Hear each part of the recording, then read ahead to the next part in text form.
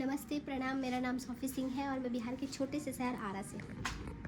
शादी से पहले भी मैं शौक़ से ही साड़ी पहनती थी और शादी के बाद भी मैं शौक़ से ही साड़ी पहनती हूँ क्योंकि मेरी सास बोलती है कि तुम कंफर्टेबल नहीं हो तो तुमको जो मन वो तुम पहनो, तो या तो सूट पहनो या तो नाइटी पहनो। मार्केट भी जाते हैं तो साड़ी पहनते हैं तो बोलती है कि नहीं, तुमसे चला नहीं जाता है तो तुम साड़ी मत पहना करो, तुम सूट ही पहन लो। तो मैं मार्केट भी सूट ही पहन के जाती हूँ। कभी कभी शौक़ से पहनती हूँ क्योंकि क्या होगा यार, इतने सारी साड़ियाँ पड़ी हुई हैं, मैं तो कभी पहनती नहीं, कहीं जाती नहीं पहन के, तो वो तो वेस्ट हो जाएगा ना, इसलिए कभी कभी पहनना चाहिए। आज मैं एक भोजपुरी मूवी देख रही थी, पारिवारिक मूवी था, तो उसमें मैंने देखा कि एक बेटा जो है वो, उसकी बीवी वहाँ सामने खड़ी होकर गालियाँ दे रही है उसकी माँ को और वो चुपचाप देख रहा है। तो तुम्हारी बीवी अगर तुम्हारी माँ को गाली दे रही है और तुम खड़े होकर देख रहे हो तो उसमें गलती बीवी की नहीं, तुम्हारी है।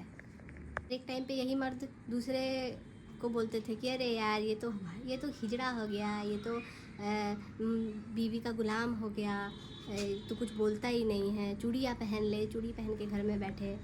पता नहीं कैसे मर्द हैं जो बीवी के गुलाम बने बैठे हैं। तो आप क्या कर रहे हो महाशय?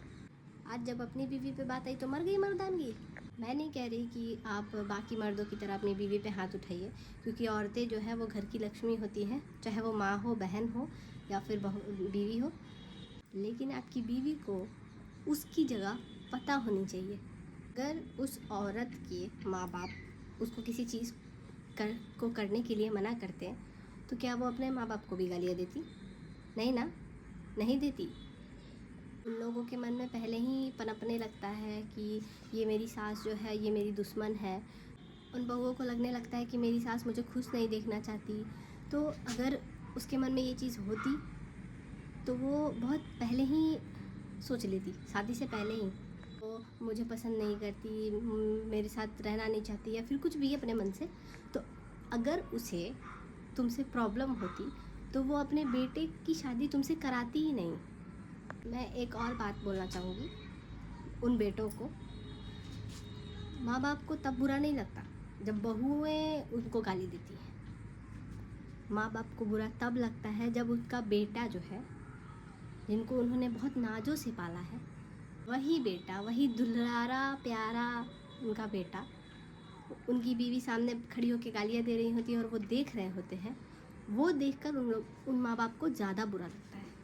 बच्चे और बूढ़ों में कोई अंतर नहीं होता है। जब बूढ़े 60 से ऊपर जाते हैं तो उनका दिमाग जो है वो बच्चों की तरह हो जाता है। वो कब क्या करेंगे ये नहीं पता चलता। हम गुस्सा करते हैं लेकिन हमें समझना चाहिए कि वो बच्चे और उनमें कोई अंतर नहीं है, पर ये हम नहीं समझते हैं। हम रिएक्ट करते हैं, ओवर रिएक्ट करते हैं और कहीं ना कहीं जो माँ है वो इनसिक्योर भी हो जाती है क्योंकि जो बेटा है वो बहू की तरफ ज़्यादा हो जाता है ना।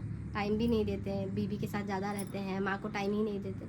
तो अगर ये सब चीज़ अगर बेटा ध्यान दे तो घर में, किसी भी घर में कभी भी लड़ाइयाँ और झगड़े नहीं होंगे। आज के लिए बस इतना ही।